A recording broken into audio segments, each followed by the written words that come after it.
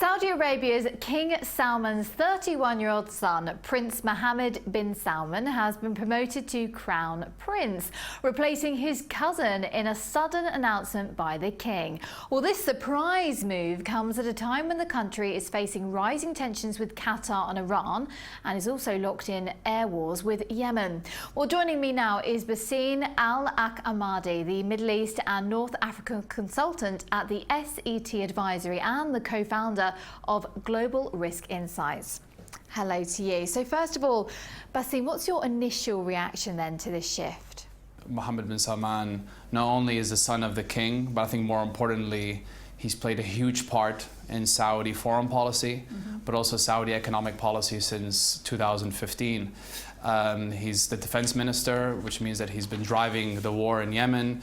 He also oversees all economic activity also within Saudi Arabia. And he's been the principal driver of Vision 2030. And most importantly, he is also young. He's 31 years old.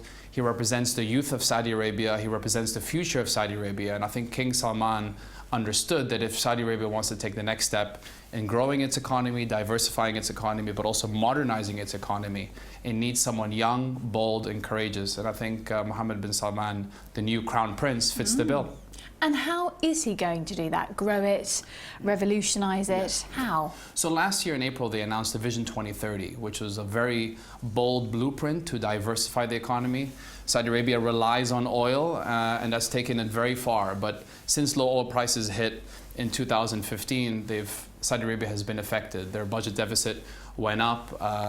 They had to cut spending. They had to cut subsidies. So it shocked Saudi Arabia, and I think they understood that if they want to survive in this new volatile age of oil prices, and if they want to sustain their economy for the long term, then they will have to take steps in diversifying their economy into mining, into tourism, into healthcare, but also to modernize their economy, making sure the Saudi is in the forefront of innovation and technology.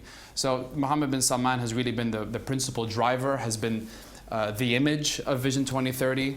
The fact that he is young, that he is vibrant, has helped with Saudi Arabia's outreach to the investor community and convincing them that this vision will work. And I think there are signs that the investor community is buying into this plan.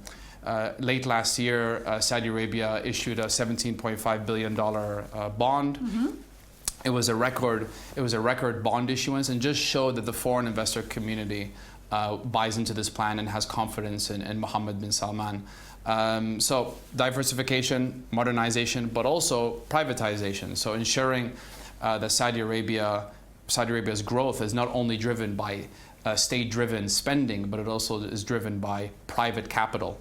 And diversifying away from oil as well. That's top of the agenda, isn't it, right now? And there's also talk of listing the state oil company too. This is a huge story. Yeah. What, 5% of it? Yeah, Wow. yeah, they're thinking of 5%, IPOing about 5% of Aramco, which could raise about $100 billion. It's planned that $100 billion will then be transferred to their sovereign wealth fund. And that money will be used to not only invest abroad to boost returns, but also to invest in non-oil industries within Saudi Arabia to boost that diversification plan. But surely they're not going to do that if the oil price is, what, $43 a barrel? Would they not wait until it went up? Well, there's still a plan. The plan is still there. Hasn't been derailed to IPO early next year in 2018. So there's no signs that plan has derailed. Oil prices have stabilized. OPEC agreed in November 2016 to cut oil production, and now Russia and the Saudis have agreed very recently to extend that cut to March 2018. So oil prices are stabilizing. That's a good sign, and that's good for the Saudi economy as well. It gives them a bit of a cushion. But the Saudi Arabia economy haven't managed to wipe out the shale industry in the US. That seems to be the overriding factor, this supply. They haven't managed to achieve that. And they even admitted once upon a time that that was their strategy. I don't know if that was their principal strategy, but if it was, it obviously hasn't worked. But I think they know, and I think the whole world knows, that the shale gas industry in the United States is incredibly innovative. They're nimble. They're able to bounce back. And once oil prices were going to rise again, shale gas producers were going to start becoming much more productive. So those all comes in cycles. So they were not going to be able to completely wipe them out. And if they did damage them severely and production from shale gas went down, prices were going to go back up anyway. So, and shale gas producers would have been back in the game. So I think winning back market share from shale gas producers probably was a short-term aim. But I think in the long term, it was not sustainable. So I think all in all, nobody got too damaged from all of this. Basim Al-Ahmadi, thank you very much indeed for joining us today. So we were indeed talking about Saudi Arabia, the economics mixed in with the politics.